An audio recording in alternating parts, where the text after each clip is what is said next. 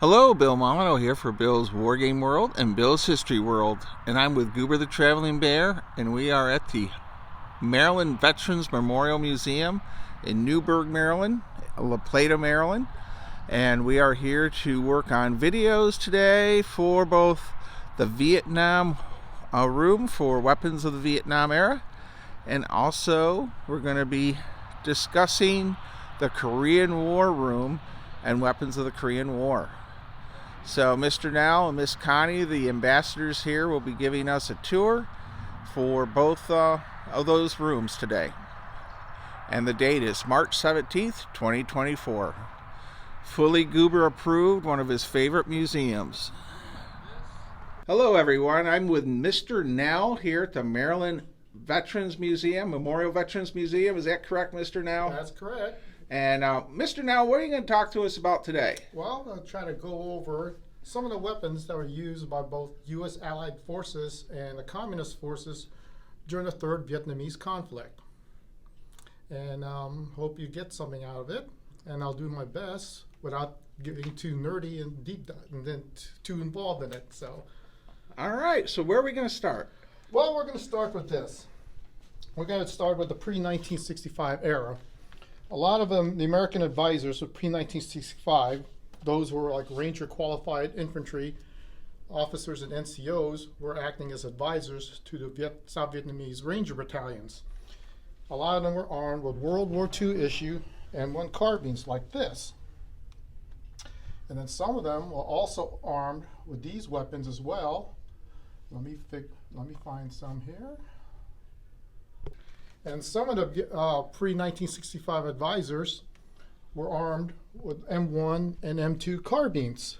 This is the M2 version of the M1 carbine from the Second World War in Korea.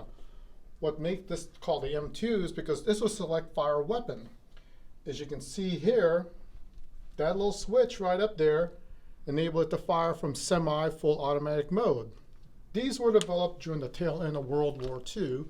Did not see really a lot of use or no uses at all, but they were heavily used by American forces during the Korean conflict.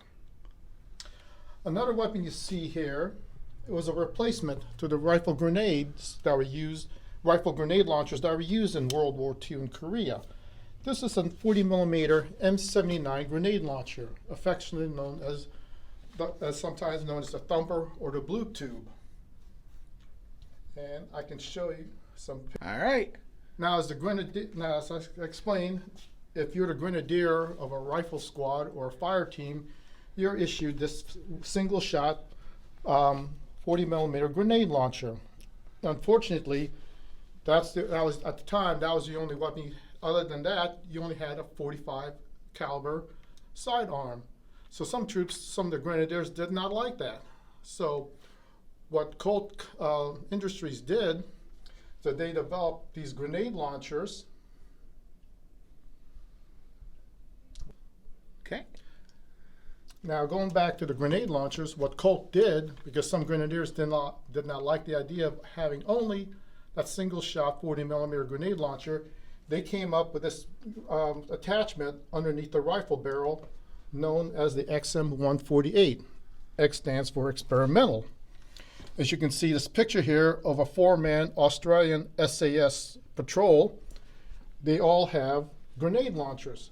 These three here have an XM148 under these two with their M16, this soldier with his FN FAL, but you can barely see this soldier's. His M16 has the much newer M203 grenade launcher that came about after the XM148. The XM148 had ran into some problems, and so it only lasted maybe a year or so on duty until Colt replaced it with a much newer M203. Okay. As like I said, the XM148 was not a very successful weapon. So Colt came out with a much newer design known as the M203 that was attached underneath the barrel of an M16 rifle. And this one here, as you can see, is attached on the Air Force version of the M16 that was known as the 603. I'm sorry, the 601. And this picture of this Montagnard soldier shows the M203 also fitted underneath the Colt Commando carbines, also known as CAR-15 carbines. But again, there are some grenadiers who did not like that idea of the extra weight on the barrel of their M16 or CAR-15 carbines. What happened was, in the close confines of the jungle, it proved a little bit of the extra. They didn't like the extra weight. It was kind of clumsy to maneuver around in close confines of a jungle. So what some of the grenadiers did, they carried. Now they opted to carry the M79 with the rifle, but they did something to it. They modified the M79s, and I'll show you what they did. All right. Go ahead. Yep. All right. Like I said, some of the troops did not like the extra weight of that M203 or XM148 grenade launcher underneath the rifle barrels. So they came up they would take an M79 like this one, like this LERP did, and he would chop the shoulder stock off the M79. So he carries both an M79, and you can see here his CAR-15 carbine. And I can show you further modifications of the M79.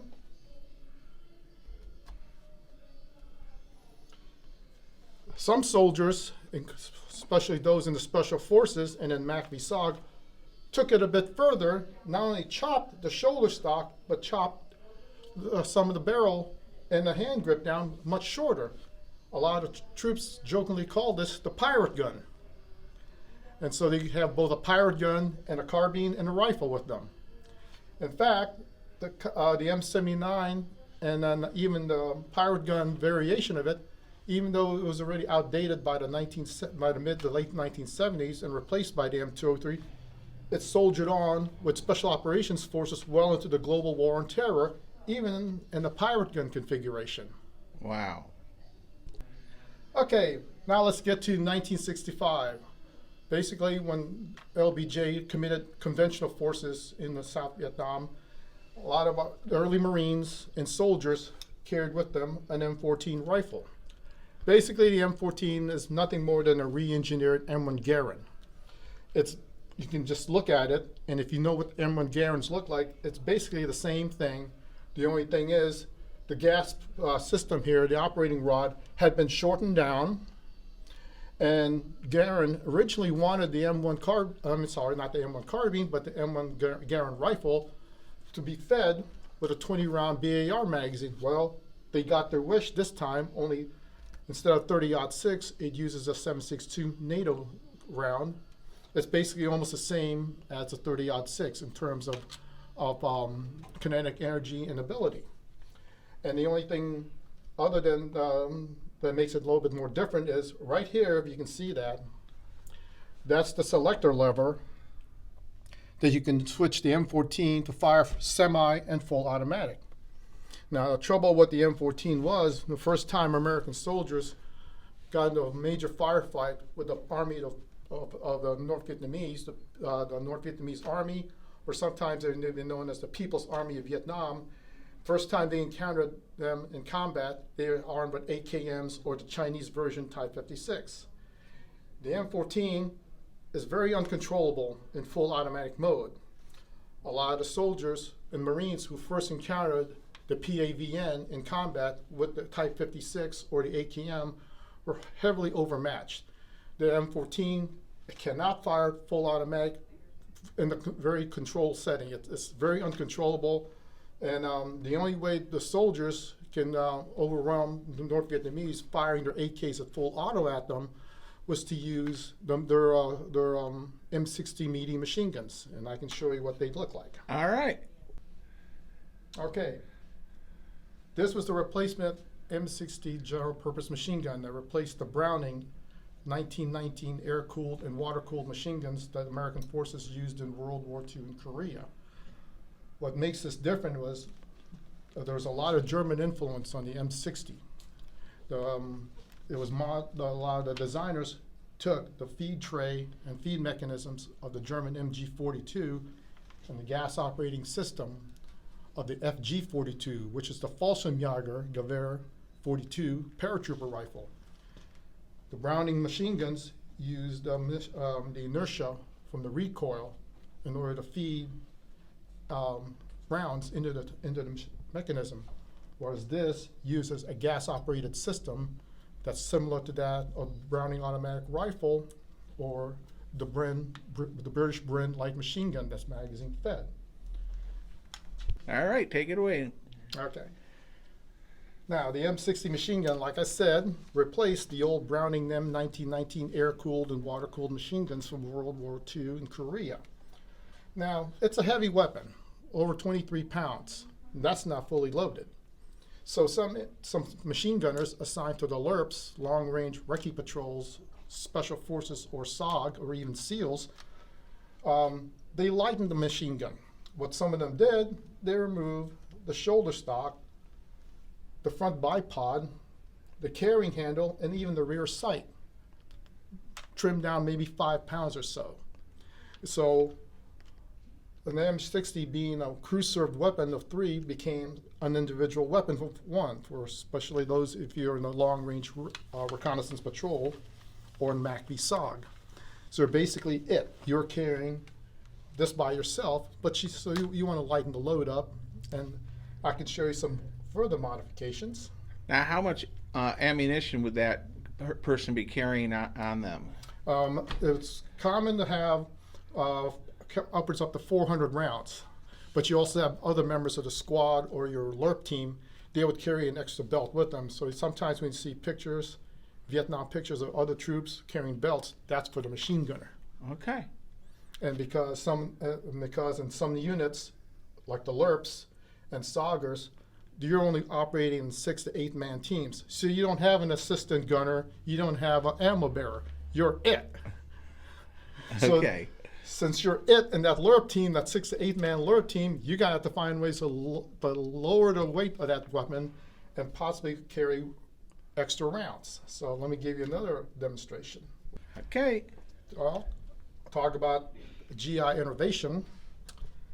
This M60 here, carried by probably those in MACV SOG or SEALs, not only, like I said earlier, they removed not only the shoulder stock, the bipod, front side carrying handle, but they even chopped the barrel down up to the gas piston, take out some more weight. And this monstrosity here is a 500 round box carried on a backpack. They had to weigh a lot. That had to weigh a lot. So if they find out you're the Army powerlifting champion of the 5th Special Forces Group, and they say, hey, guess what? You're now the machine gunner of this MACV SOG recon team. All right. And I can show you some more usage of the M60. And as you can see, the M60 was pretty versatile. It'd be used as a door gunner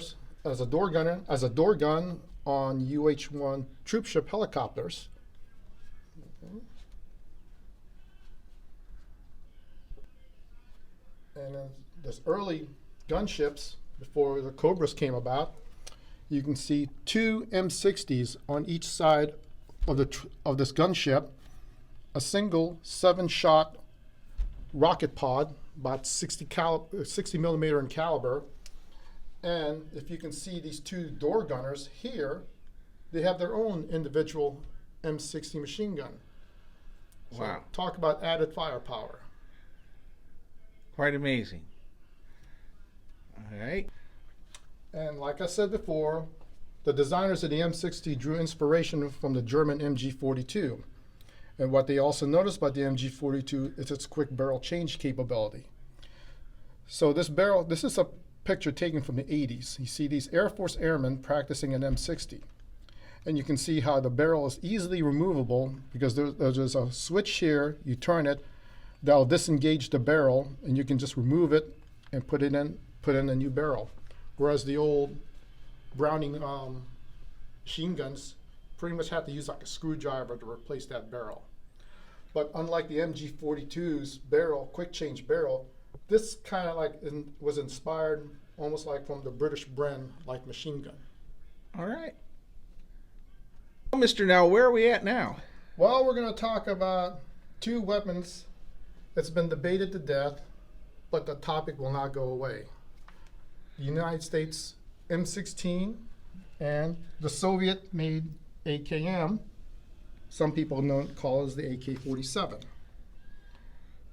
And the difference between an AK-47 and an AKM is AK-47 came about, designed in 1947. It's the manufacturing of it was done different. Even though it was developed in 1947, it didn't really go in the hands of Soviet forces almost like well into the 50s or so, because it still took years to develop and refine. The equipment they used, the manufacturing tools they needed to make the AK-47, well, the Soviet Union hadn't perfected stamping metals yet. So everything in the old AK-47s, everything was machined from a big hunk of steel and machined to this. It became the AKM. M stands for modernized, which has been some people incorrectly thought it was machine gun. No, it's not. M stands for modernized. The Soviet Union finally learned how to stamp metals. So then they were able to make and produce AK-47s at a cheaper cost. And they even added some modifications to the new AKMs, where if you can see the barrel here. Okay, I don't know if you can see this, but on the modernized version, if you can see that muzzle device there, that was not on the 47. That's a kind of a muzzle flash device on the tip of the muzzle of the newer AKM. The Chinese version of it was called a Type 56. Now, history gives credit to Mikhail Kalashnikov developing the AK-47, hence automatic Kalashnikov. It's been said that, well, he claims that he was not influenced by German design or captured Sturmgewehr 44s for the AK-47. He may not have copied the Sturmgewehr, but if you look at both weapons, he was influenced by them. The AK-47, later on, he did admit that he took the operating rod, the bolt carrier, from the M1 Garand and put it on the AK-47, only made it upside down. The gas operating system is similar to that of the Sturmgewehr. Even the sight radius, the front and rear sight radius, is like that of the Sturmgewehr. And then it doesn't, like the AK has a reciprocating charging handle when it fires. That means that that bolt goes back and forth. Like the Sturmgewehr, it doesn't have a bolt lock, where when you fire the last round, bolt locks back into position. It will fire, and then if you fire the last chamber, squeeze the trigger, you get a click. The Sturmgewehr is the same way. And even both rounds, the 7.62-39 and the 7.92x33 used by the Sturmgewehr, have similar performances. And even the magazine looks similar. Okay. The other communist weapon used by the North Vietnamese and Viet Cong forces was the SKS carbine. It is a Simonov design, not Kalashnikov design, because people think they see that gas tube above the barrel, they think, oh, it's Kalashnikov. No, it's not. It was designed by Sergei Simonov. It was developed in 1944, 1945, at the tail end of World War II. Even this design was pretty much outdated by the time it was issued to Russian forces. If you're familiar with Russian anti-tank rifles, basically SKS they took a PTRS anti-tank rifle and shrunk it down to this SKS. It fires the 7.62x39 millimeter round that's fired also by the AKM. Sometimes historians get it wrong. They give Kalashnikov credit for that intermediate round. No. The Simonov rifle started using the 7.62x39 before Kalashnikov did. It's only been fed. It doesn't have a magazine, an external magazine like the AKM. It's fed only by an internal magazine fed by 10-round stripper clips. It's semi-automatic only. It's not select fire. Now, even though it fires the same round as the AKM, the SKS is more accurate and has a longer range. The Chinese version of the SKS is called the Type 56. And as you see here, has that folding spike bayonet on it. Now, even though the AKM is more advanced and can outclass the SKS, the North Vietnamese and Viet Cong took whatever weapons they can get their hands on. Okay. Now let's talk about the very most controversial weapon in the entire Vietnam War that even lasts till this day. The Armalite, also known as the AR-15, also known as the M16. This is an early 60s version of the Armalite.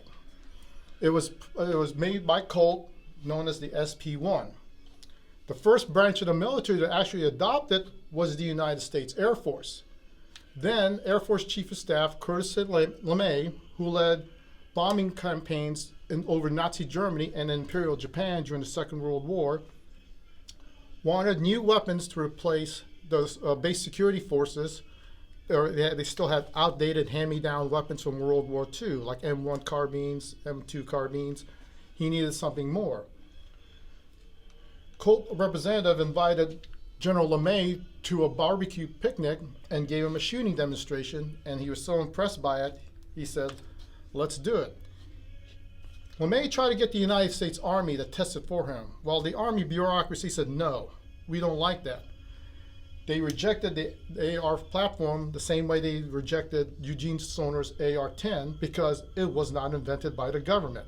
It was invented by private industry. It's not like a rifle of conventional time. Everything about it was different. It's not wood and steel, which is what the old bureaucrats in the Ordnance Department want. They want their wood and steel. They want their M14. They didn't care about the after-action reports they heard from forces being overmatched by AKMs and Type 56 rifles. So LeMay said, I'm getting them anyway. So the Air Force was the first one to get the M16, but they were called 601 rifles. And let me show you the next picture here. Good.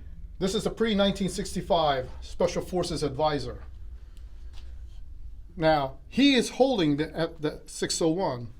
What happened was Colt managed to get the South Vietnamese government to purchase some of the 601 rifles. Some of the Special Forces advisors saw these South Vietnamese soldiers they were training. They said, hey, where did you get that? They told them about it. So they took the 601s, tested it out themselves. They loved it. They loved its lightweight. They loved the deadly hydrostatic effect the 5.56 round had on enemy forces. So they themselves approached Colt and through other channels got the 601 rifles with the pre-1965 Special Forces advisors. What made the M16 round different from, let's say, the 308 NATO round or the AK round, the 5.56 round coming out of a 20-inch barrel of an M16, or back then, the 601, was at a velocity of 3,000 to 3,100 feet per second. It's a light 55 grain round. Basically, some people call it a hyped up 22. Well, it's more than that. The high velocity of that round, once it hits tissue, what it does, the round becomes unstable and yaws or it tumbles. Not only it tumbles, it breaks apart. And then individual fragments cause more tissue damage. There was a story of a pre-1965 Special Forces advisor and leading combat operations where they had shot a Viet Cong soldier, insurgent, on the leg, but then the round, when it became unstable and tumbled, it ended up damaging his abdominal cavity. So if it did that being shot in the leg, picture what it would happen if you got hit in the head or thoracic cavity. Now then, the early 601s, American and Australian military advisors praised it. In fact, they even nicknamed it, they called it the meat axe for a good reason. Like I said, when the 5.56 rounds hit body tissue, it tumbles upon impact, and then the fragments causing more traumatic tissue damage and what experts called hydrostatic shock. The first time the M16 fell into the hands of conventional forces in combat was during the Battle of Ejang Valley. Prior to that, the United States Army had did this one stop buy of about 80 to 100,000, back then called the XM16E1. They fired what's known as the IMR stick powder. IMR stands for Improved Military Rifle. The stick powder was designed specifically for that M16 rifle to burn properly, provided the correct gas pressure on the gas port. And then it's during its first combat debut against North Vietnamese forces in the Battle of Drang Valley in November 1965 against the 7th Cavalry, it was a game changer. In fact, Major General Hal Moore, then Lieutenant Colonel Moore, when he was interviewed about the early M16, how did it affect the Battle of Drang Valley? General Moore said it made all the differences in the world. It was a game-changing rifle. The weapon was controllable in full automatic. It was more accurate, had a longer range. It met the AK. They were able to confront AK or Type 56 toting NVA soldiers on an equal basis.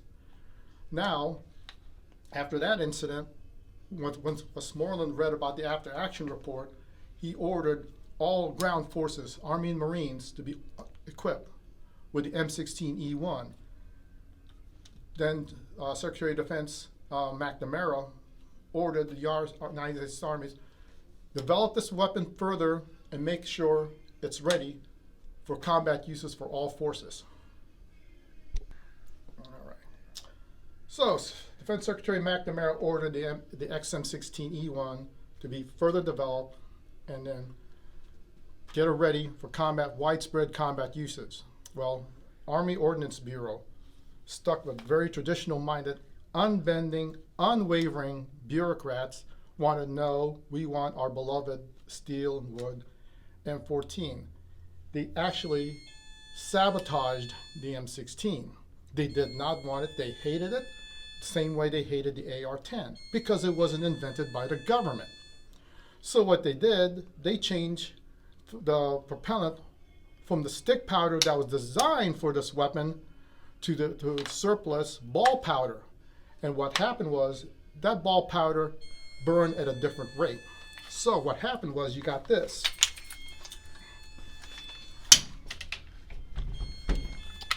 On this rifle here, switching the ball powder, what happened was it burned at a different chamber pressure, much higher chamber pressure. Not really chamber pressure, but what happened is it affected the dwell time. So when the round is going through here,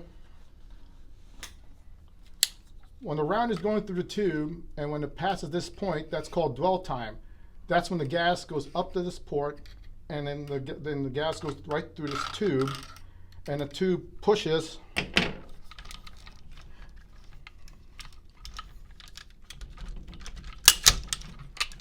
okay? Yeah. Okay, then there's a gas tube here, and then it goes into this chamber on this bolt carrier, and it pushes the piston that's in here, and then what happened is changing it to that ball propellant affected, causing overgassing, and it affected the dwell time and the timing. So we had a chamber, the bolt carrier was cycling at a much more violent, faster rate than what's meant to be. It caused damage to the bolt carrier. Not only damage, but the increased gas pressure on the port, what it did, caused misfeeds, failure to eject, double feeds. Not only that,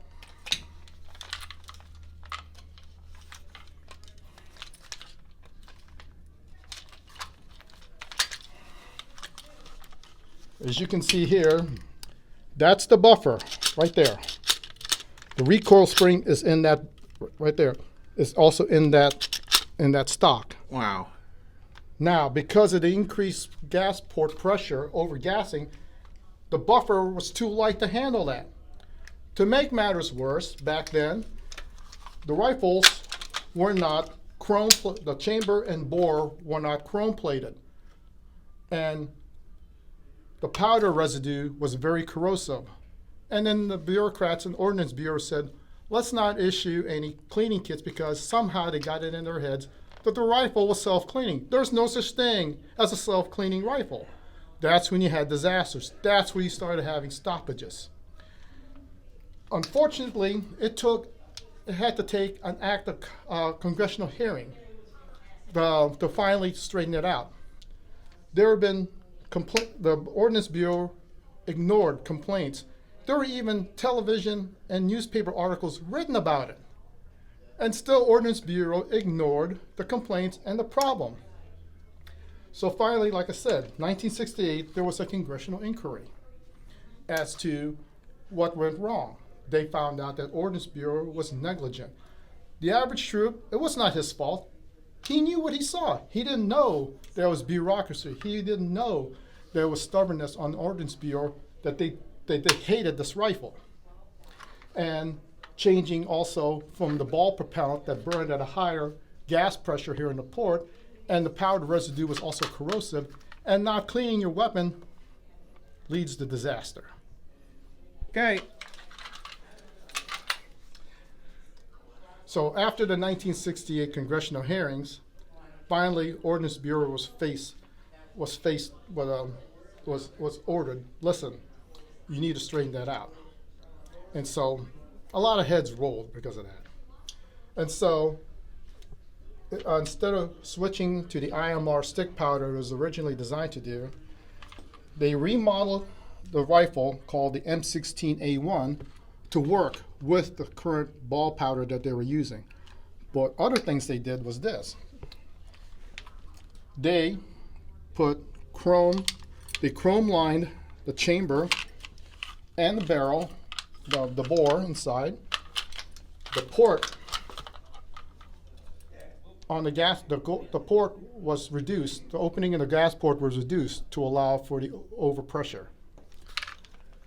The gas tube inside was changed to stainless steel material. And then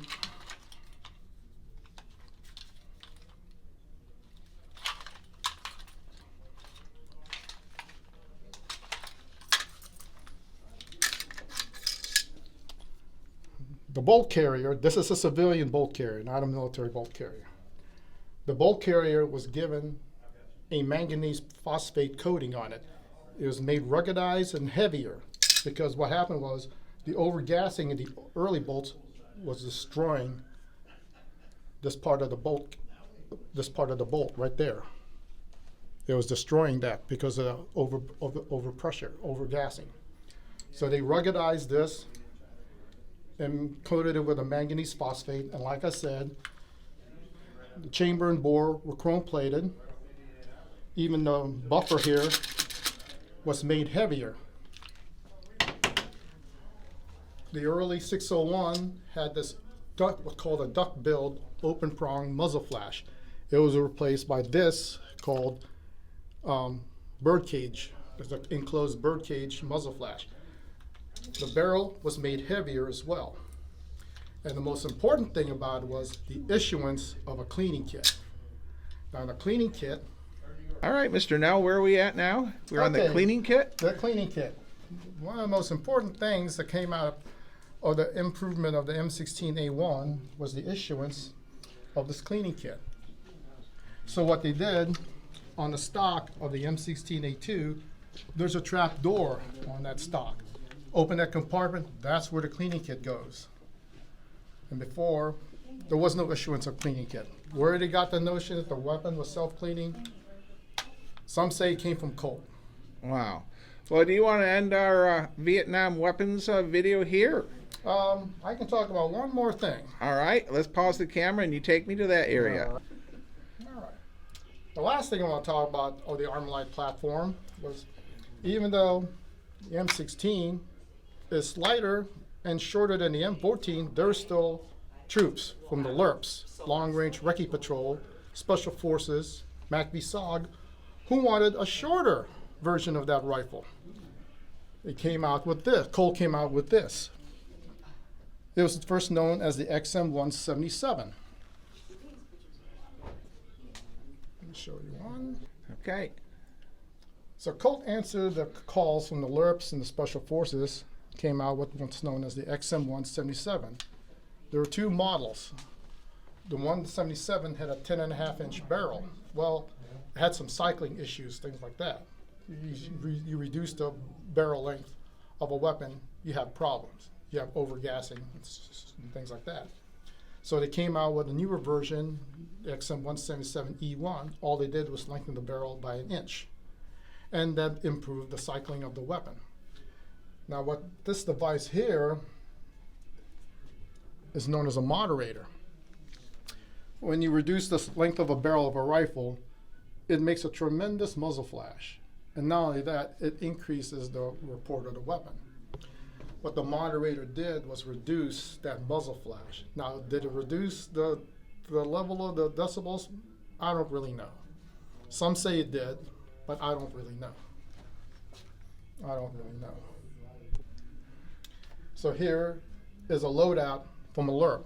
Again, the acronym stands for Long Range Reconnaissance Patrol. You see this, CAR 15. This one is the XM77E2 version because it has this forward assist. And I forgot to tell you about the forward assist, and I'll tell you in a little bit here what it does.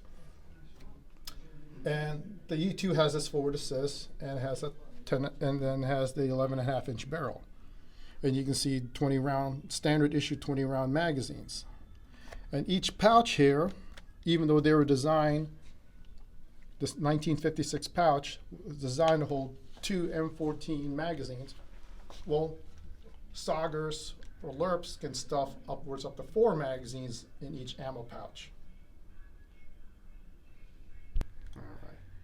And the final thing I forgot to mention of the newer, well, the XM16E1 had it, and it was carried over to the M16A1. The early 601 rifles did not have this device known as a forward assist. The forward assist was put there so the round properly. The forward assist was to push it in and it seats the round in the battery. Colt and Stoner did not like that idea. They figured if that round did not seat, need to get rid of that round, just eject it. Well, Colt said, the Army said they wanted it anyway and they won their case. A lot of times, though, the forward assist, and I've done it before, the forward assist is basically used to, when you do a press check, what a press check is slightly pull the charging handle back, and you just check to see if there's a round in the chamber, push it forward just to make sure the round seats. Wow. I have never used the only time I've used the forward assist is like that, doing what's called a press check. Slightly pull charging handle back, check to see if there's a round. That's it. Okay. Well, thank you, Mr. Nell, for your Vietnam talk here. And where are we? And can you mention that? We are in Newburgh, Maryland, the Maryland Veterans Museum. We'd like for you to come by, check us out. Come, please come visit. Bring your family and friends. And we have special activities coming up next month. And the Taste of Southern Maryland is coming up next month. Hope everybody can come by and visit us. All right. And everyone, please visit this wonderful museum. It's Goober approved. Stay safe, be kind, and be courteous, everyone.